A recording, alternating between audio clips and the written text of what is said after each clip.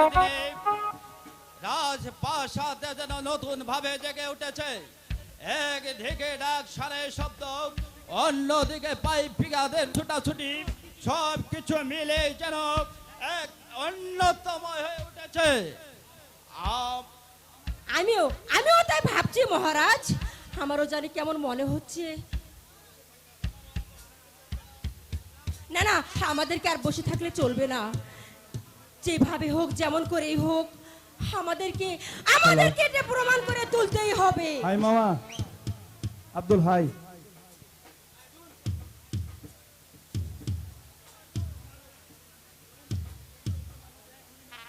চঞ্চল কুমার হয়তো এখনই না, মালাকে নিয়ে প্রাসাদে ভ্রমণ করেছে, আর আমাকে আশীর্বাদের আয়োজন করতে হবে। আয়োজন করতে হবে মানে আমি যে বরকন্যা নিয়ে এসে পড়েছি। নিন মহারাজ, আপনাদের আশীর্বাদের কাজটা সেরে ফেলুন। যা নয়ন, তোর শ্বশুর শাশুড়িকে প্রণাম কর।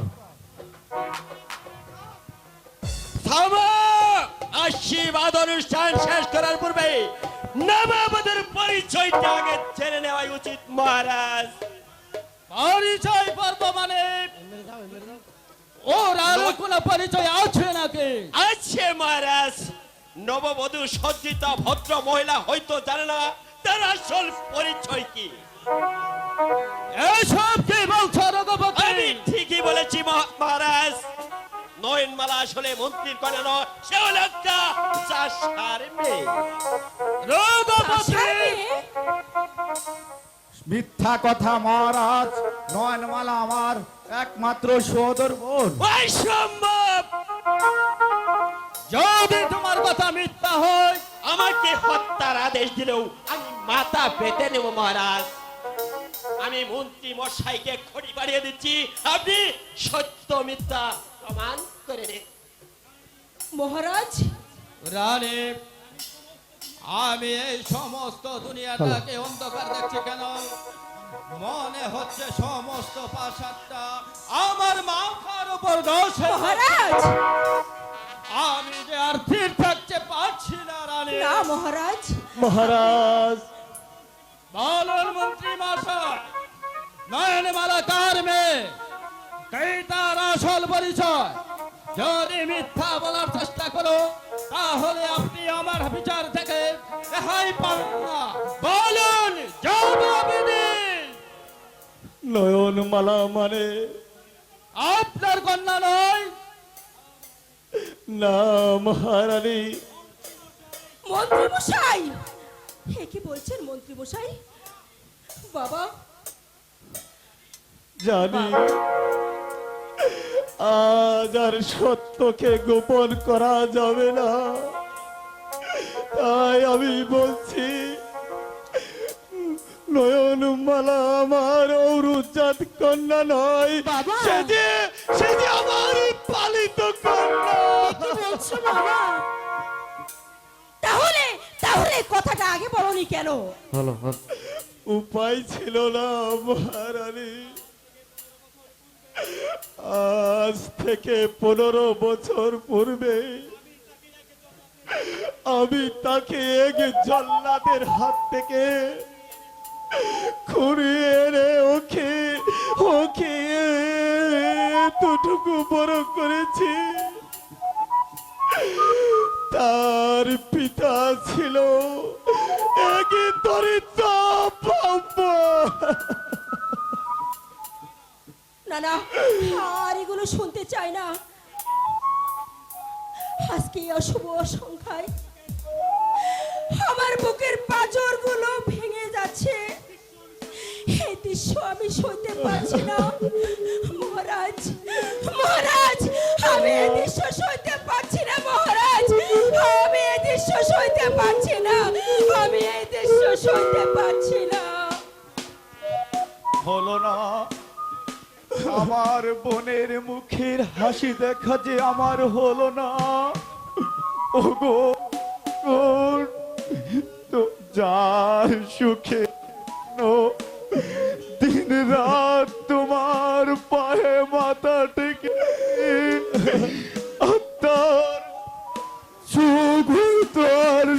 না, হলো না। বলুন পিতা, কে কে আমার পিতা, কি তার নাম? জগাই চা পিতা, এর বেশি আর তুমি জানতে চেও না রে মা।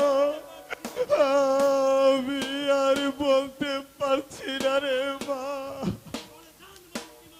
চলে যান মন্ত্রী মশাই, আপনাকে আর আমি সইতে পারছি না। আপনি যে এত বড় একটা প্রতারক তা আমি কখনোই ভাবিনি।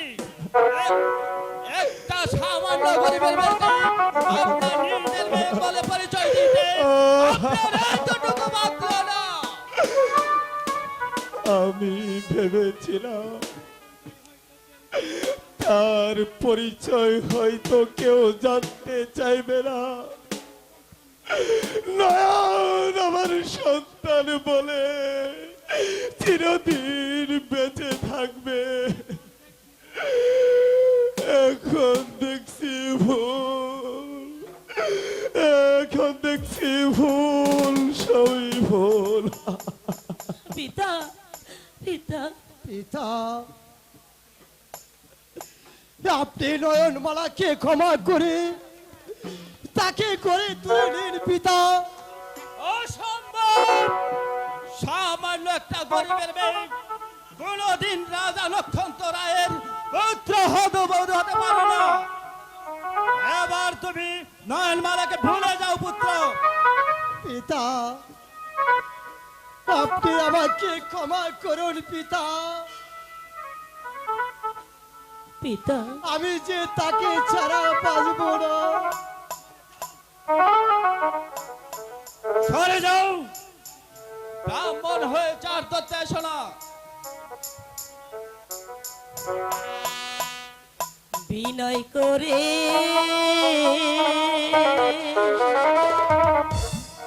কই আপনারে গো, দয়া করে মোরে গো প্রাণে পিতা, পিতা গয়া সরে যাও। পিতা,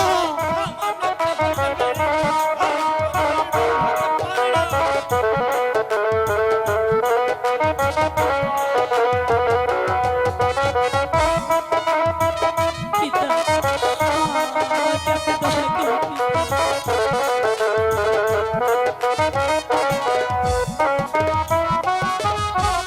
পুত্র বধূ করে আমায় আশ্রয় দেনা মারে গো প্রাণে পিতা, পিতা গয়া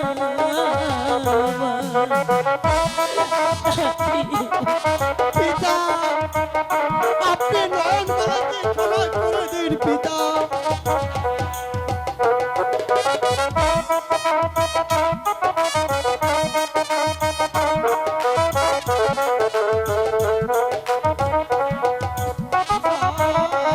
পায়ে পরে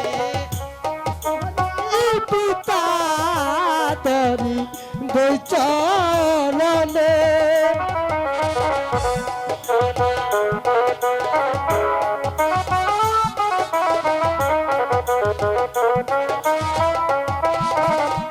গো দয়া করুন দয়া করে মুক্তি দিয়ে পিতা ওরে তুমি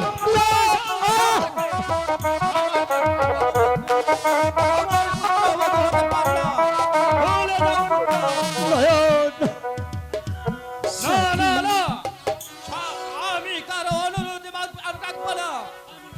আমি রাজা, সামান্য একটা গরিবের মেয়েকে পুত্র বধূ করে ঘরে তুলতেই নিজের অভিশাপকে ধূলিসাৎ করে দিতে পারি না। যা। সাথী, এবার তুমি আমাকে বিদায় দাও। এই ঘৃণিত মুখ আমি আর কাউকে দেখাতে চাই না। কোথায় যাবে নয়নমালা? জানি না, তবে লজ্জায় ঘৃণায় ওই অন্ধকারে আমি মুখটা ঢাকতে চাই। না প্রিয়ে, আমি বেঁচে থাকতে তোমাকে যে হারাতে পারবো না প্রিয়া। তুমি আমার চিরদিনই আমারই থাকবে নয়নমালা। না, তা হয় না সাথী, এই জগৎ তা স্বীকার করবে না, এই সমাজ কোনোদিনই আমাকে স্বীকার করবে না, কারণ আমি যে পিতৃহীনা। না না প্রিয়ে, তুমি আমার উপরে মিথ্যা অভিমান করো না প্রিয়ে।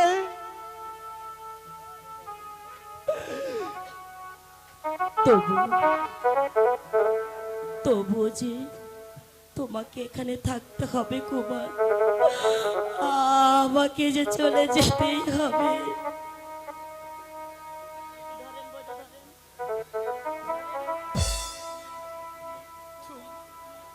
তবু আমাকে তুমি তোমার হৃদয় থেকে হারিয়ে যেতে দেব না। তোমাকে যে হারানোর ব্যথা আমি কিছুতেই সহ্য করতে পারবো না নয়ন। সইতে হবে কুমার, এ যে বিধাতা নির্মম পরিহাস। সমস্ত পরিহার, সমস্ত চক্রান্তের কণ্ঠ আমি যে রোধ করে দিব নয়নমালা।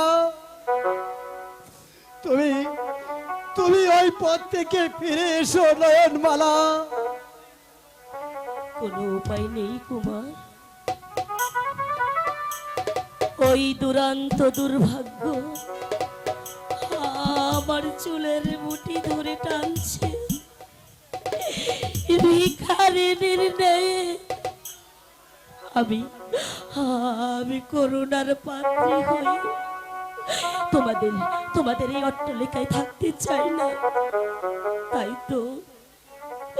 তাই তো যাবার পূর্বে তুমি তোমার প্রতিশ্রুতির দায়ী থেকে আমাকে মুক্ত করে দিও সাথী। তুমি সুখী হও, তুমি শান্তি পাও, তুমি সুখী হও। তুমি যদি সুখী হও, আমি চলে গেলে তবে আর ফিরব না, কোনো কথা বলবো না, কোনো চিঠি লিখব না চোখের জলে। তুমি যদি সুখী হও, আমি চলে গেলে তবে আর ফিরব না, কোনো কথা বলবো না, কোনো চিঠি লিখব না চোখের জলে। তুমি যদি সুখী হও,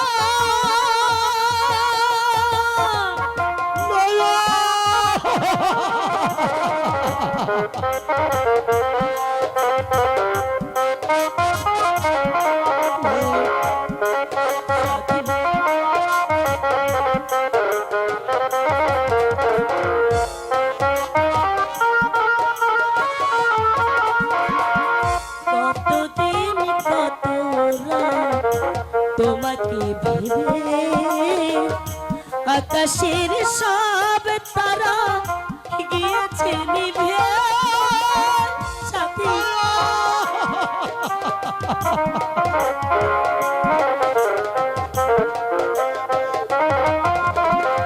কতদিন কত রাত তোমাকে ভেবে আকাশের সব তারা গিয়েছে নিবে, কি হবে নতুন করে প্রদীপ জ্বেলে, তবে আর ফিরব না, কোনো কথা বলবো না, কোনো চিঠি লিখব না চোখের জলে। তুমি যদি সুখী হও,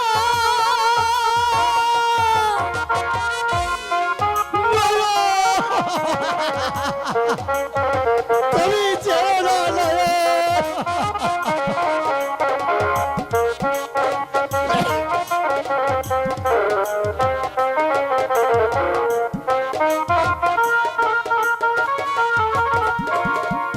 আমি তো আমার মতো আছি রবে, তোমাকে মনের কথা বলে কি হবে,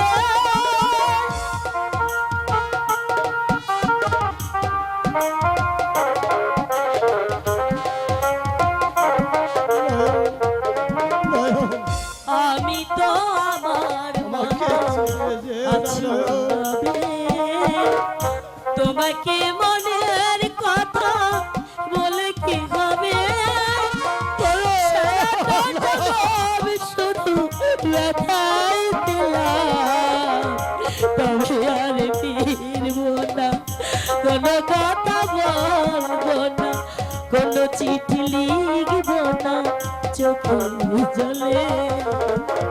তুমি যদি সুখী হও, আমি চলে গেলে তবে আর ফিরব না, কোনো কথা বলবো না, কোনো চিঠি লিখব না চোখের জলে। তুমি যদি সুখী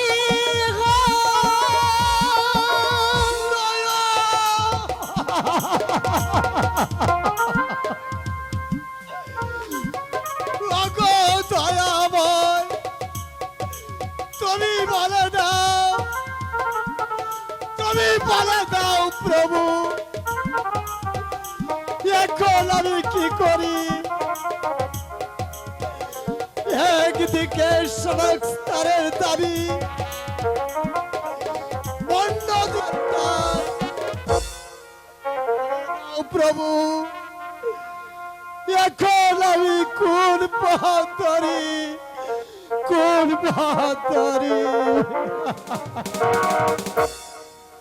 হয়তো সন্ধ্যা যে ঘনিয়ে আইল,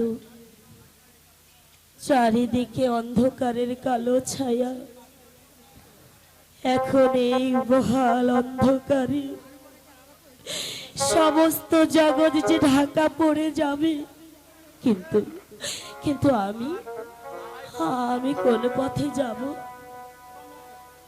ওগো প্রভু, এই গভীর অরণ্য মাঝে তুমি আমাকে পথ দেখাও, পথ দেখাও। দয়াল হরি হে,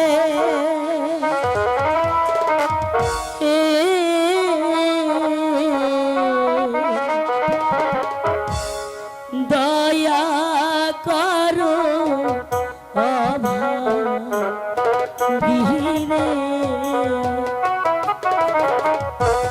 দয়াল হরি হে,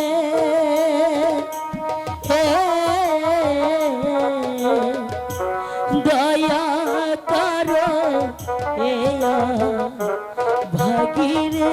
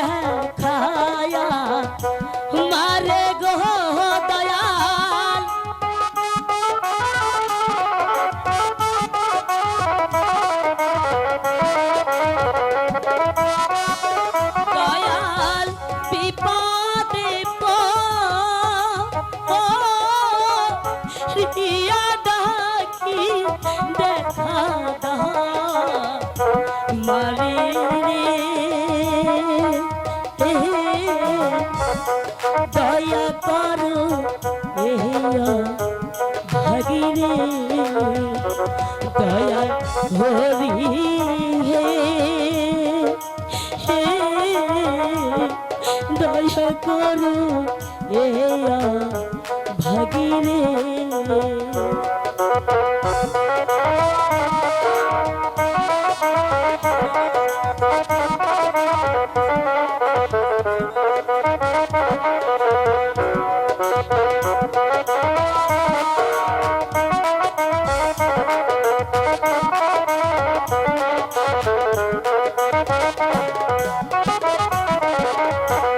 একদিন আমার সবই ছিল আজকে আমার সবই গেল রে একদিন আমার সবই ছিল আজকে আমার সবই গেল রে দয়াল তুমি বিনে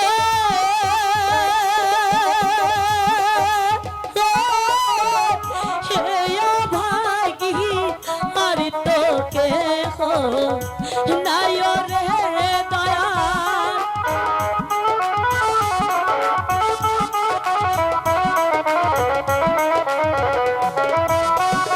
দয়াল তুমি বিনে ভাগি আর তোকে নয়ুরি দয়া করো ভাগি রে দয়া হরি হে দয়া করো ভাগি রে ওগো প্রভু এখন আমি কোন পথে যাব তুমি আমাকে বলে দাও বাহ বাহ, তুমি তো চমৎকার গাইতে পারো মা। কি আপনি এখানে তোমার এই পাগল করা গানই আমাকে এখানে টেনে নিয়ে এসেছে, স্মরণ করে দিয়েছে আমার সেই হারিয়ে যাওয়া স্মৃতি। আবার আবার আমি শুনতে চাই তোমার সেই অশ্রু ভেজা মধুমাখা কণ্ঠে গান। না না আমি আর গাইতে পারবো না। গাও গাও না, আমি শুনবো। আমি আর গাইতে চাই না। তোমার মধুমাখা কণ্ঠে আমাকে পাগল করে তুলেছে। কে কে আপনি? কেন আমার গান শোনার জন্য আপনি ব্যাকুল হয়ে উঠেছেন? আমি আমি হলাম সমাজের এক দুর্দর্শ ডাকাত। ডাকাত? আপনি আপনি কালো ডাকাত? না না আমি বলা। তুমি কোথায় যাচ্ছ? ভয়ে। কার ভয়ে? যার নাম শুনলে মানুষ আতঙ্কে শিউরে ওঠে, সেই কালো ডাকাতার ভয়ে আমি এখান থেকে পালিয়ে গেছি।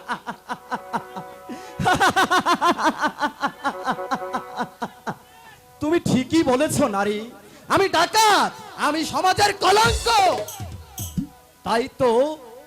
তাই তো মানুষ আমাকে এত ঘেন্না করে। কিন্তু কেন? কি আমার অপরাধ? স্বৈরাচারের শাসনতন্ত্রের চক্রান্তে সাধারণ প্রজারা পাবে না এক মুঠো অন্ন, লজ্জা নিবারণের জন্য পাবে না এক টুকরো কাপড়, অসুখে ছটফট হয়ে মরলেও জুটবে না এক ফোঁটা ঔষধ। এর প্রতিকার করা কি আমার অপরাধ? অন্যায়ের প্রতিবাদ করে ক্ষুধার্ত মানুষের মুখে অন্ন তুলে দেওয়া কি আমার অপরাধ? তবুও তো আপনি একজন ভিন্ন ডাকাত। কিন্তু আমি তো ডাকাত হয়ে পৃথিবীতে আসিনি। আমি ডাকাতি করি ধন সম্পদ নিজে ভোগ করার জন্য নয়, অনাহারী মানুষের মুখে অন্ন তুলে দেওয়ার জন্য। তাহলে কি আপনি এতদিন ছিলাম শান্ত শিষ্ট মানুষ, কিন্তু ভাগ্যের নির্মম পরিহাসে আজ আমি ডাকাত। আমি ডাকাতি করি ধন সম্পদ নিজে ভোগ করার জন্য নয়, অনাহারি মা কুঞ্জের মুখে তুলে দেওয়ার জন্য। তাও আমাকে কেন ডাকাত বলে ঘৃণা করে বলতে পারো বেটি? আমি অন্যায়ের বিরুদ্ধে রুখে দাঁড়াই, নির্যাতিত মানুষকে বুক ফাটা আর্তনাদ সইতে পারি না বলে তবুও সমাজ কেন আমাকে ঘৃণায় ধুৎকার দেয় বলতে পারো বেটি? না, এর জবাব আমিও দিতে পারছি না। দয়া করে এখন আমার পথ ছাড়ুন, আমাকে যেতে দিন। কোথায় যাবে তুমি? জানি না, কোনো এক আশ্রয়ের সন্ধানে। তবে কি তুমি হাই গো সর্বহারা পথের মানুষ আমার কেহ নাই।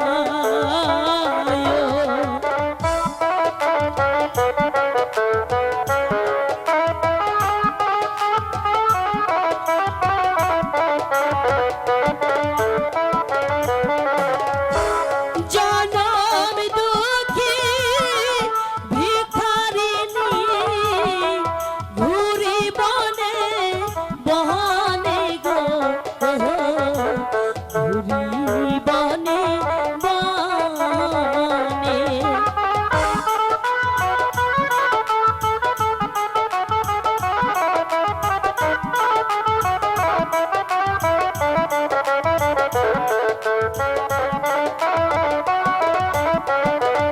হাই গো মনের আগুন জ্বলে দিগো পরিচয় দিতে।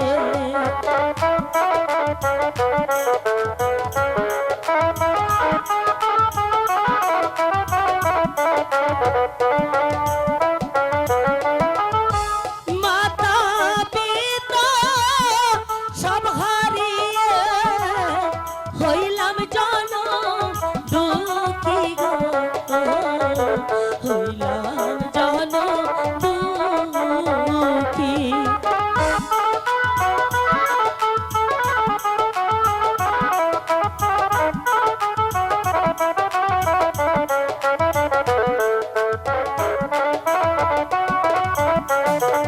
হাই গো আশ্রয় দিলে বৃক্ষ তলে কাটাই দিবা রাতি।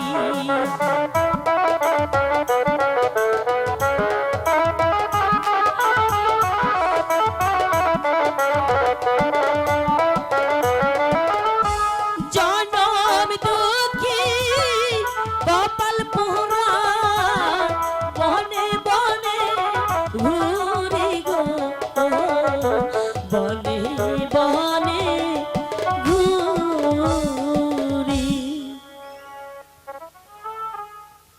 এই কালো ডাকাতের হাতে যখন পড়েছো, তখন আর তোমাকে বনে বনে ঘুরে বেড়াতে হবে না। কারণ আমি অত্যাচারীদের জন্য ডাকাত আর নির্যাতিত মানুষের জন্য বন্ধু। ওই যে বট বৃক্ষে পিছনে আমার আস্থানা, তুমি আজ থেকে এখানেই থাকবে, কেউ তোমাকে স্পর্শ করতে পারবে না। যাও। ঠিক আছে, আমি তাই যাচ্ছি। কি নারী, তার চোখ মুখ যেন আমার আমার অনেক দিনের চেনা।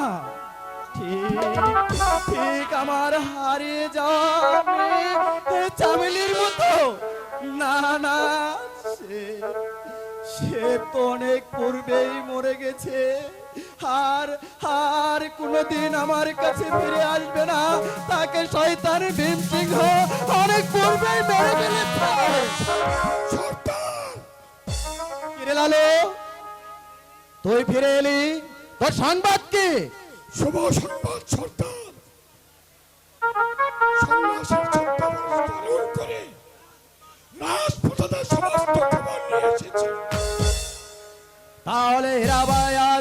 রঘুপতি রংমহলে যাচ্ছে। জি সর্দার। সাবাস! আজ রাতে আমাকে প্রাসাদ ঘেরাও করতে হবে। শয়তান রঘুপতি হীরা আর বাইজির পিছনে হাজার হাজার টাকা খরচ করবে, তবু ক্ষুধার্ত মানুষকে একটি টাকা দিয়ে উপকার করতে তোমার হৃদয়ে ব্যথা লেগে যা। এবার আসছে তোমার রংমহলে এই কালো ডাকাতের সাথে আজ রাতেই তোমার হবে শেষ বোঝাপড়া। সত্য হাতে যেতে হবে সর্দার, কারণ রাজপ্রাসাদে বাঘ পেয়াদার অভাব নেই। সেই চিন্তা তোমাকে করতে হবে না লালু। এই কালো ডাকাত কখনো কাঁচা কাজ করতে পারে না। এবার এবার চলো আমার সাথে। চলো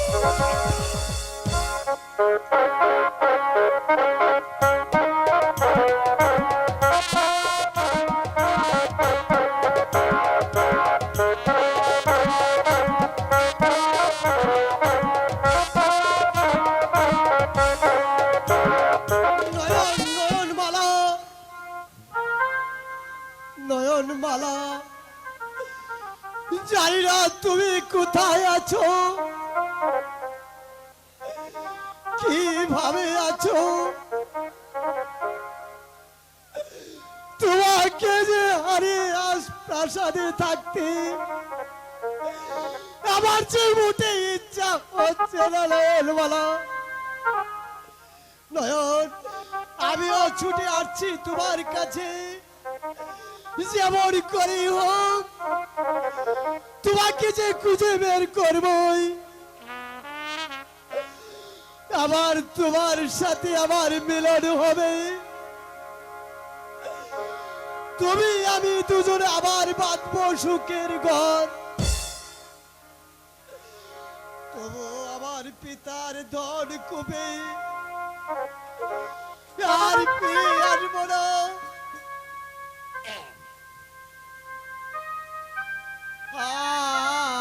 আয়ারে প্রাণের সাথী বলে যায় না।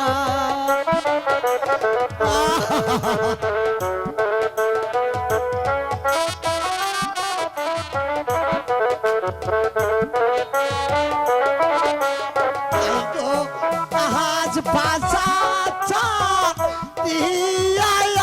আমি হাসি বচলিয়া হাসি বচলিয়া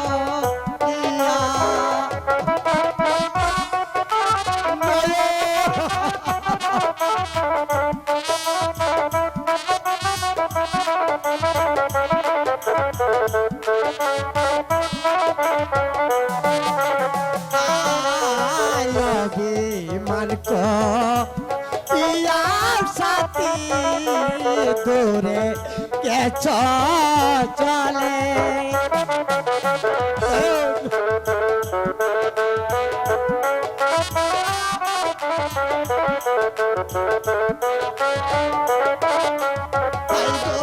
তোমার জন্য পড়ছি জলে পড়ে গো, পড়ছি জলে পড়ে।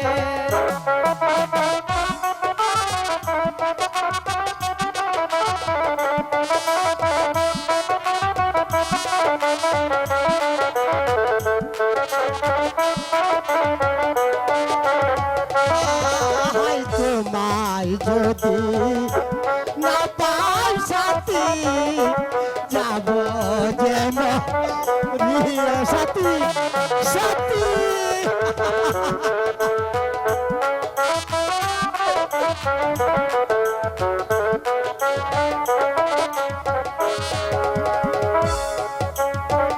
তোমায় যদি না পাই সাথী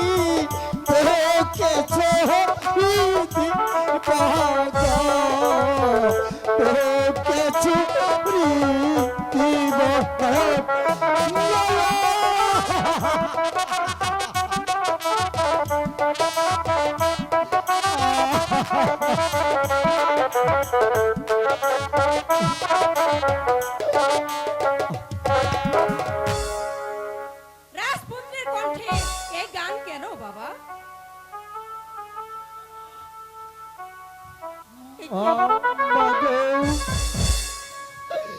আমি চলে যাব মা, অনেক অনেক দূরে চলে যাব মা। এ কি কথা বাবা, আমাদেরকে ছেড়ে তুমি কোথায় চলে যাবে? এখানে থাকবে না আমি যাত্রের বড়াই, থাকবে না তনি গরিবের প্রভেদ,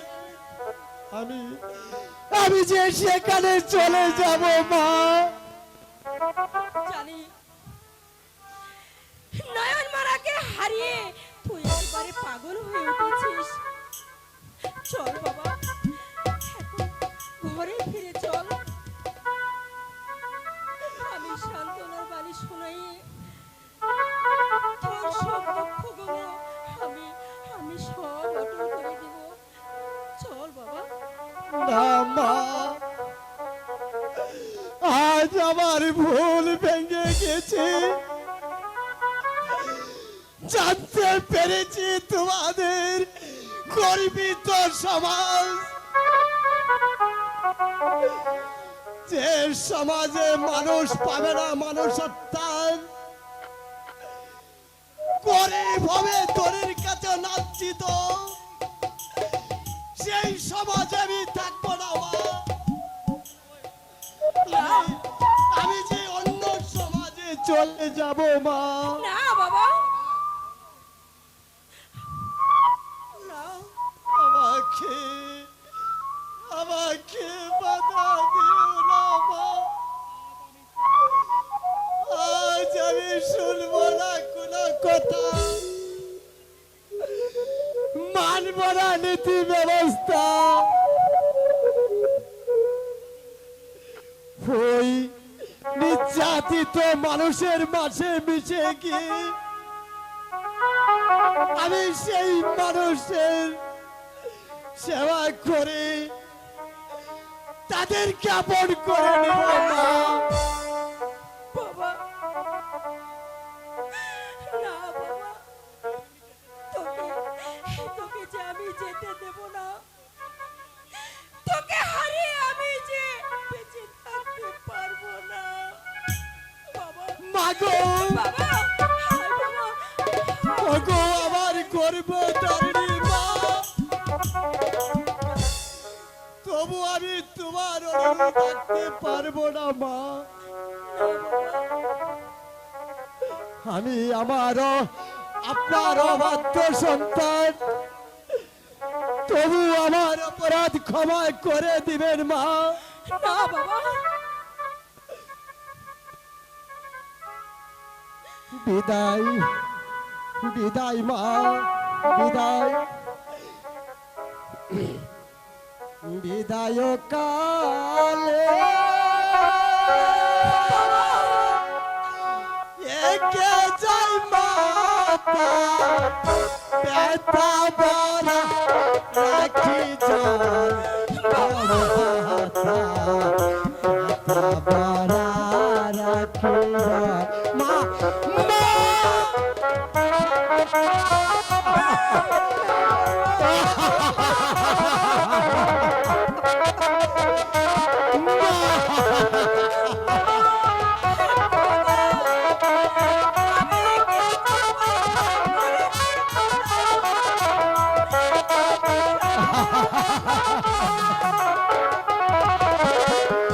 আমি চলেছি অজানার পথে, জানি না কপালে ভাগ্য কি আছে, কাল যদি না হয় দেখা যেন পাই গমাতা মা।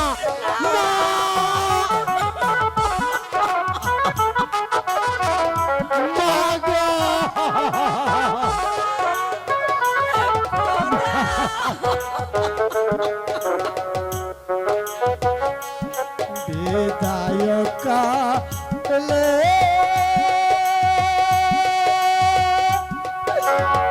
রেখে যাই মাতা, ব্যথা রাখি জল গমাতা ব্যথা ভরা রাখি জল বিদায়কা আলে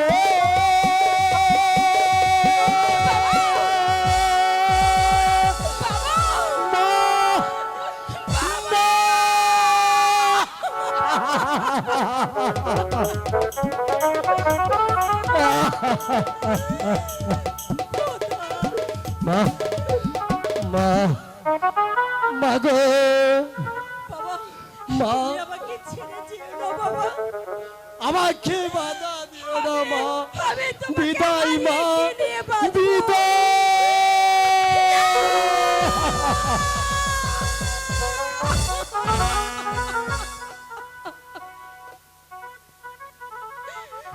চলে গেল আমাকে ছেড়ে সত্যি চলে গেল আমার পেটের সন্তানও আমার মুখের দিকে একটিবারও ফিরে চাইলো না এখন আমি কি করব খোদা আমি কাকে নিয়ে বাঁচবো আমি কোথায় যাব আমি যে কিছুতেই শান্তি পাচ্ছি না খোদা আমি যে কিছুতেই শান্তি পাচ্ছি না কিছুতেই শান্তি পাচ্ছি না এই হলো রানী, পাগলের মতো পলাপ বকছো কেন? আপনি আপনি ঠিকই বলেছেন মহারাজ চঞ্চল কুমার চঞ্চল কুমার আমাকে পাগল বানিয়ে চলে গেছে চলে গেছে? হ্যাঁ, মহারাজ কোথায় গেছে চঞ্চল কুমার? আমি জানি না মহারাজ আমার একমাত্র নয়নের ধন আমাদেরকে ছেড়ে কোথায় চলে গেছে আমি কিছুই বলতে পারবো না আমি কিছুই বলতে পারবো না মহারাজ তবে তবে যাওয়ার পূর্বে একটি কথা বলে গেল আর কোনোদিন আমাদের মুখ দর্শন করবে না আমাদের কাছে ফিরে আসবে না মহারাজ আমাকে বলুন আমি আমার সন্তানকে ছেড়ে কে নিয়ে বাঁচবো উপায় নেই রানী, চঞ্চল কুমার চলে গেছে, ভেঙে গেছে, আমাদের কপাল আজ ভেঙে গেছে। একদিকে পুত্র হারানোর ব্যথা, সব কিছু মিলে পাগল হওয়া ছাড়া আমাদের আর কোনো উপায় নেই রানী। মহারাজ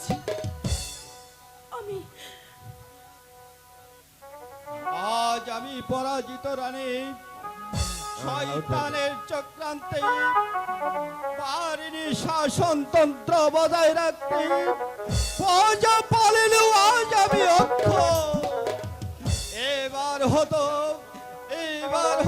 আমাকে ওই রাস্তায় গিয়ে দাঁড়াতে হবে রানী। আমার এই কথায় রাজি হলে আপনাদের আর পথে নেমে যেতে হবে না মহারাজ। এর অর্থ একদম সোজা।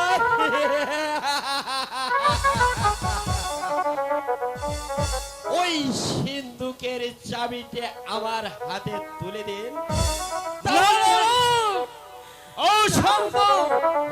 যে সিন্ধুকে রয়েছে হাজার হাজার ক্ষুধার্ত জনতার ভবিষ্যৎ, সেই সিন্ধুকের চাবি আমি কিছুতেই তোমার হাতে তুলে দিতে পারি না।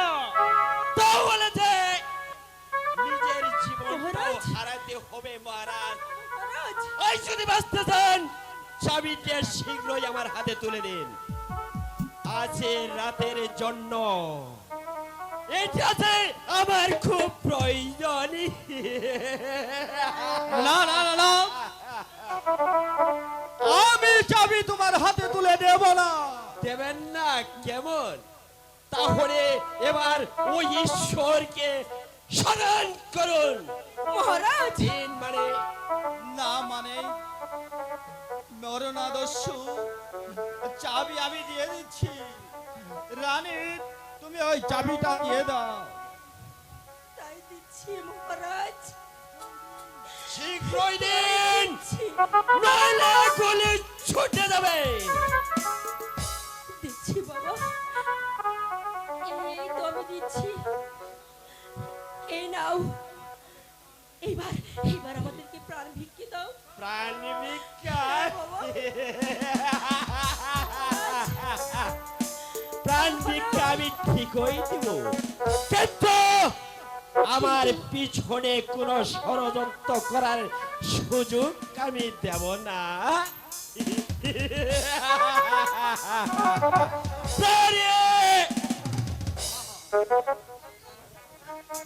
মহারাজ, আমার কেমন জানি লাগছে মহারাজ।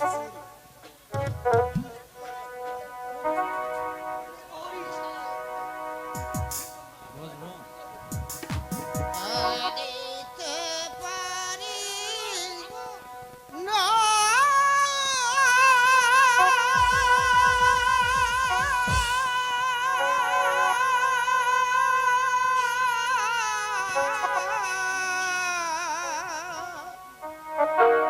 কাঁদিতে পারি না কাঁদিতে পারি না কাঁদিতে পারি না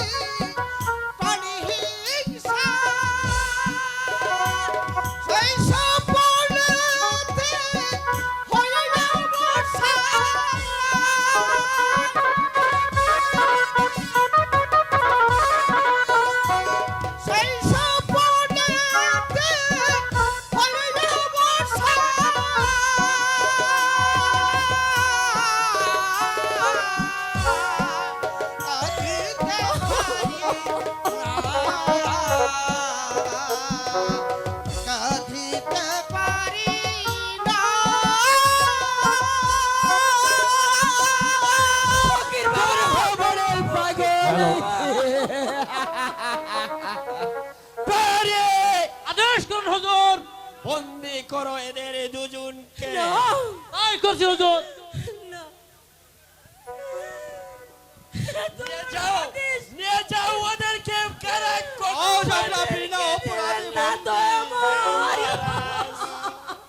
এখন থেকে ওই কারা কক্ষে বসে বসে খাবেন ওই শুকনো রুটি আর আর মুঠা চালের ভাত।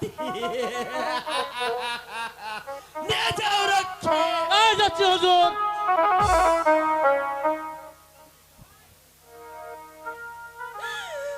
ওরে পাষাণ্ড, ওরে পাষাণ্ড, তুই যেই হোস না কেন, আমাদের এই অবিচারের শাস্তি একদিন তোকে হারে হারে পালন করতে হবে, হারে হারে পালন করতে হবে। আর সেদিন চোখের জলে ভাসালেও মৃত্যু তোকে ক্ষমা করবে না শয়তান। চলো প্রহরী।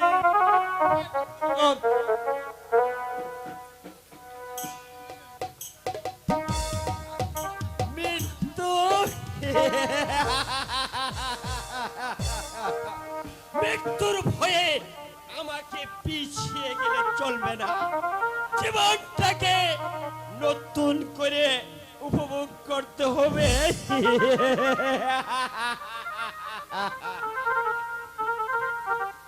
এই তো সেই চাবি, এই চাবির দ্বারা আমার হাতে আসবে হীরাত জহরত আর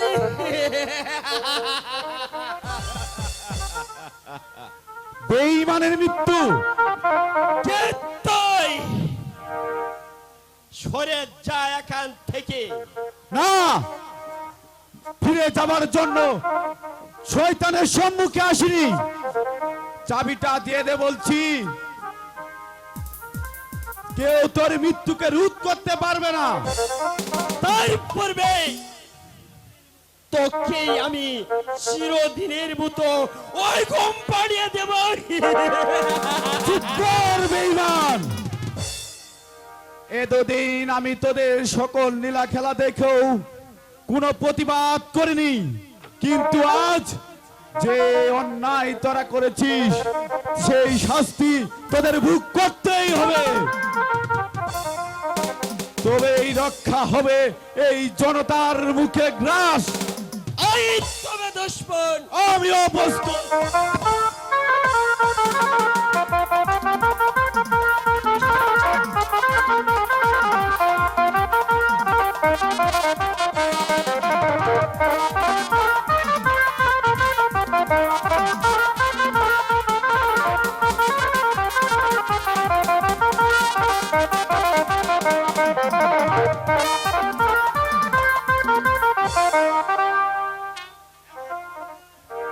এবার তোর শাস্তি হবে মৃত্যু।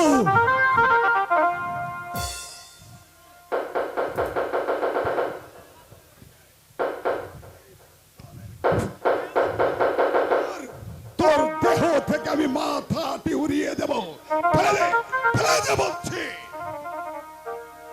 তবে তুই মন্ত্রী পুত্র বলে আজ তোকে আমি ক্ষমা করে গেলাম, কিন্তু ভবিষ্যতে যদি আমাদের কাছে বাধা দিতে আসিস তাহলে সেই দিন তোকে মন্ত্রী পুত্র আমি ক্ষমা করব না। বেশ, এই অপমানের শাস্তি তোরাও একদিন ভোগ করবি বেঈমান। রঘুপতি, বলেনি পিতা। তুমি তুমি তোমার দর্পে এগিয়ে চলো। আমি জানি তোমার তোমার সাহসেই তোমার দক্ষতায় আমাকে ওই রাজ সিংহাসনে বসতে সাহায্য করবে। শাস্তির ভয় রঘুপতি করে না পিতা। একবার শত্রুর হাতে পরাজিত হয়েছে বলে রঘুপতিকে তো দুর্বল ভাববেন না পিতা। এটাই তো আমার একমাত্র ভরসা পুত্র। এবার আমি আসি। আমি মরবো তবু মস্কাবে না। বেশ, এটাই তো আমি চাই রঘুপতি।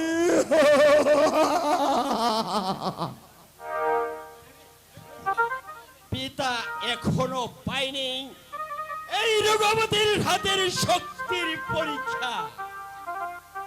তাই আমি প্রমাণ করতে চাই তোমার পুত্র মোটেই দুর্বল নয়।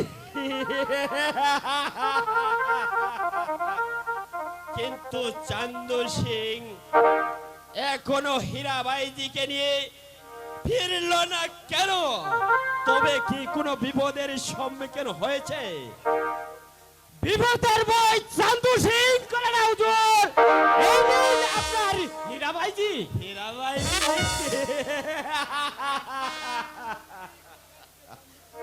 সত্যি সত্যি খুব দেখতে, তাই না চান্দু সিং? এবার তুমি যাও চান্দু সিং, বিশ্রাম করো কি, আর আমি হীরার সাথে কথা বলছি। তাই যাচ্ছি হুজুর। সত্যি হীরা, তোমাকে দেখে আমি মুগ্ধ হলাম। এমনই চোখে জলসানো রূপ আমি কোনোদিন দেখছি বলে আমার মনে হচ্ছে না। তার পূর্বে বলুন, আপনি আমাকে কেন ডেকে পাঠিয়েছেন? সে কি কথা হীরা, তুমি নাচবে, গাইবে, আর রাতের শেষে তুমি পাবে তোমার যোগ্য পুরস্কার।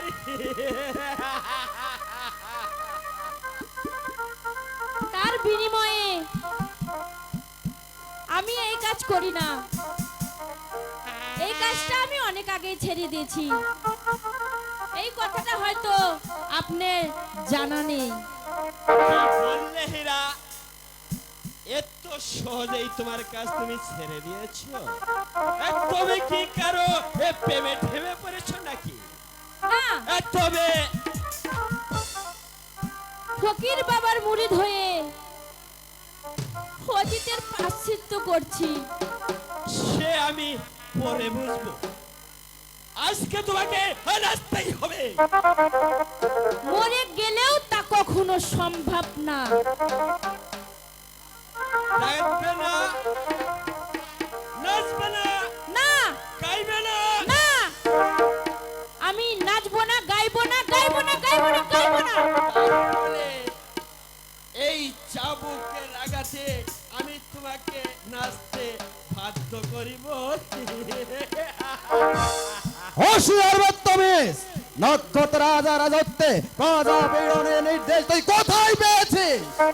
সেই কৈফত কি একাদশুর কাছে দিতে হবে? শুধু কই ভুয়ত নয়, মায়ের জাতিকে অপমান করলে এই কালো ডাকাতের তলোয়ার নিচে মাথা ঠেকিয়ে দিয়ে তার বেঈমানের পয়তজন নিতে হবে। মা,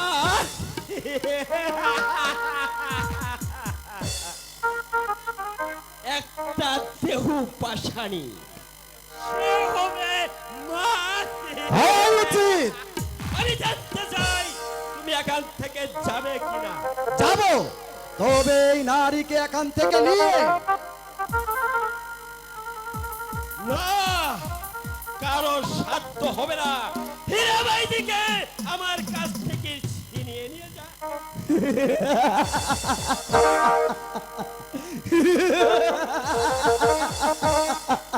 সাধ্য আছে কিনা এটাই দেখে নির শয়তান। বেশ, আমিও প্রস্তুত।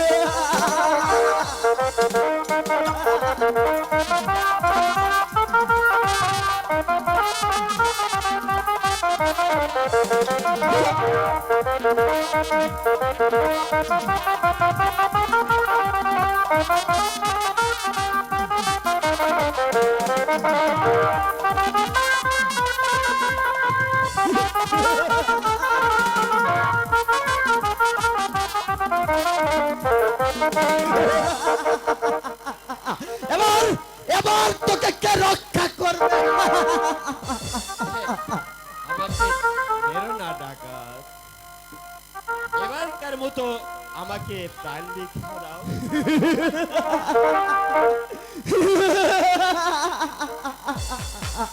প্রাণ ভিক্ষা? বাহ, চমৎকার!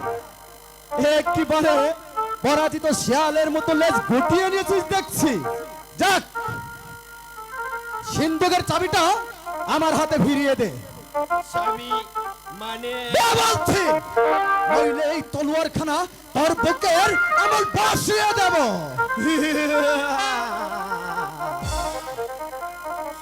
এই নেও সর্দার।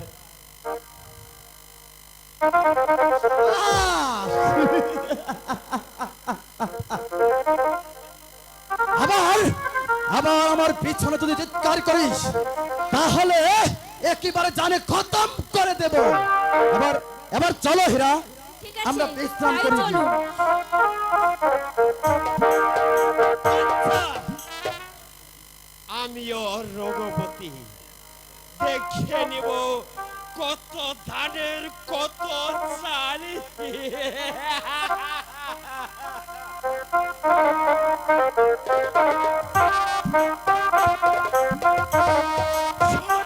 শালা বড় লোকের দল হাড়ি ভর্তি মিষ্টি ডাস্টবিনে ফেলে দিবে, তবুও শালারা গরিবের হাতে এক কণাও তুলে দিবে না। যাকে ডাকাতির ফাঁকে যেহেতু মিষ্টির হাড়িটা এনেই বলেছি, তখন ফেলে দেওয়া তো আর চাই না। এখানে বসে পেট ভরে খেয়ে নেই। শটটা দেখতে পেলে আবার কেড়ে নিয়ে ক্ষুধার্ত গরিবের মাঝে বিলিয়ে দেবে। কে খায় মিষ্টি খায়?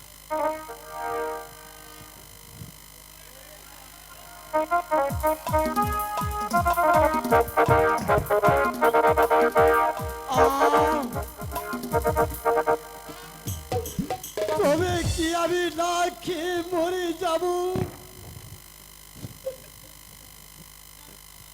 শালা ভেবেছিলাম এ সময় এখন আর কেউ আসবে না, তাও শালা ভিখারি জ্বালা না, রাজ্যটা একেবারে রসা চলে গেছে। যেখানে যাই ভিখারি আর ভিখারি। এই এই শালা কে তুই? আমি মানে আমি যে পথের ভিক্ষুক, বড্ড খিদে পেয়েছে, আমাকে কিছু খেতে দেবে ভাই? তোর খিদে পেয়েছে এটা আমার কি? আমি তোর বাপ না বন্দিপতি?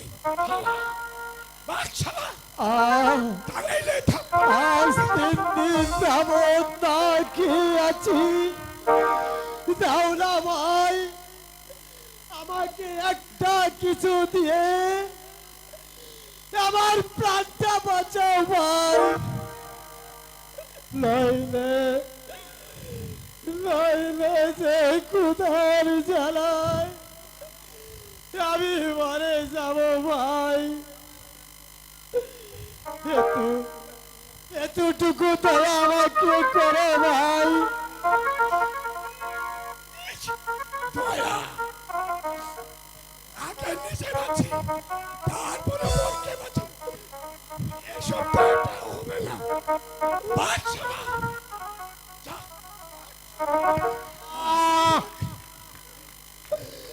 পেলে না 3 দিনে ক্ষুধার্ত মানুষটাকে এতটুকু দয়া হলো না তোমার? মাগো, আমি যে আর সহ্য করতে পারছি না মা, কিন্তু আবার নয়ন মালাকে তো কোথায় খুঁজে পেলাম না। নয়ন, একবার এসে দেখে যাও, তোমার সাথী আজ খোদার জ্বালায় মরণ পথের যাত্রী।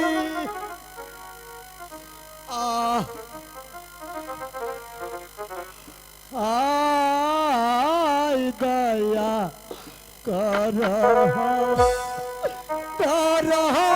দিবাই, দয়া কর মরে।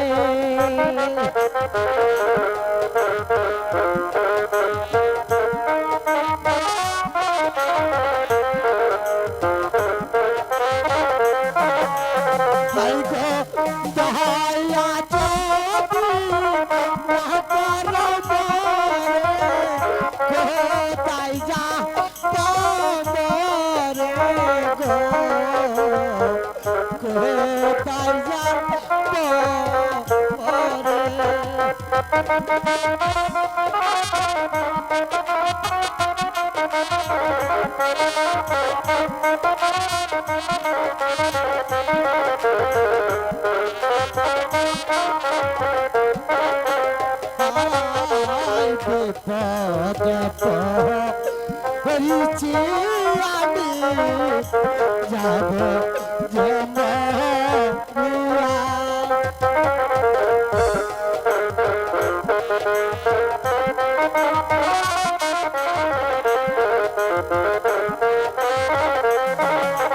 তাই গো দয়া কর কর দিবাই দয়া কর মোরে গো দয়া কর মোরে।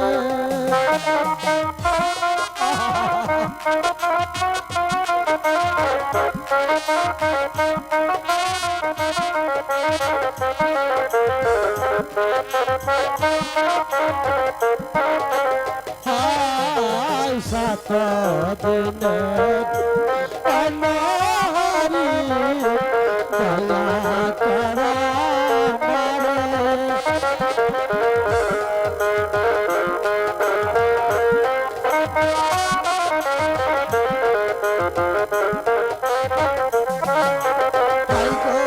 তোমরা যদি না করো দয়া কোথায় যাব মোরে গো কোথায় যাব মোরে।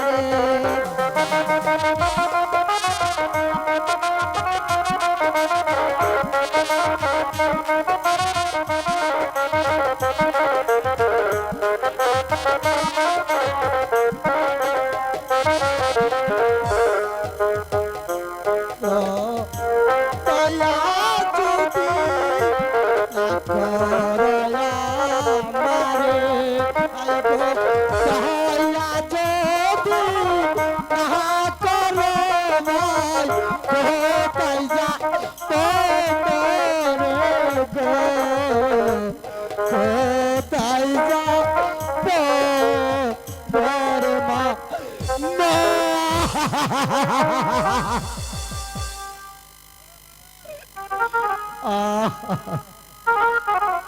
একি কে এখানে এমন করে পড়ে আছে? মনে হচ্ছে খুবই ক্লান্ত। তুমি কি অসুস্থ? কিন্তু একে আমি ডাকবো কেমন করে? তাছাড়া পথের মধ্যে এমন বিপদগ্রস্ত লোকটাকে ছেড়ে যাবই বা আমি কেমন করে? আচ্ছা আমি চেষ্টা করে দেখি সে উঠে কিনা। জাগো জাগো ওহে পথিক, জাগো নিদ্রা হতে গো, জাগো নিদ্রা হতে। উঠো ভাই, উঠে পড়ো। কিছুতেই তো উঠছে না, কি করি?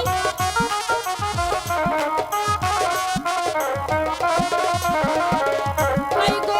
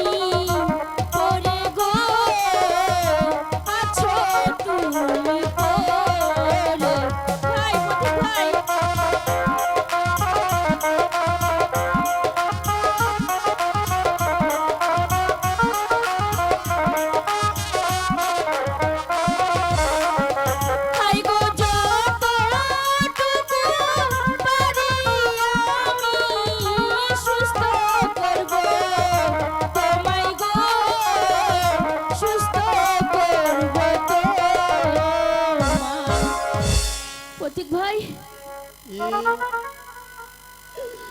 কে আমাকে ডাকলো? তুমি তুমি আমাকে ডেকেছো? হ্যাঁ ভাই, তবে তোমার এই অবস্থা কেন? জানি না,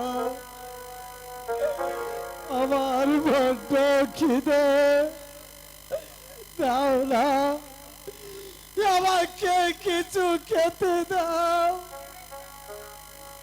আগে আগে আমার ক্ষুধাটা নিবারণ করে নেই, পরে তোমাকে আমি সব খুলে বলবো। বেশ, তুমি আমার সঙ্গে চলো, আগে কিছু খাবে, তারপরে তোমার সব কথা আমি শুনবো। সত্যি? জানো, আজ 3 দিন ধরে আমি যে কিছুই খাইনি, তবুও কেউ আমাকে এতটুকু দয়া করলো না। আর তোমাকে কষ্ট করতে হবে না ভাই, আমি তোমার সেবা যত্ন দিয়ে তোমাকে ভালো করে আমি তুলবো ভাই। চলো ভাই, তাই এসো, চলো, এসো। তাই চলো।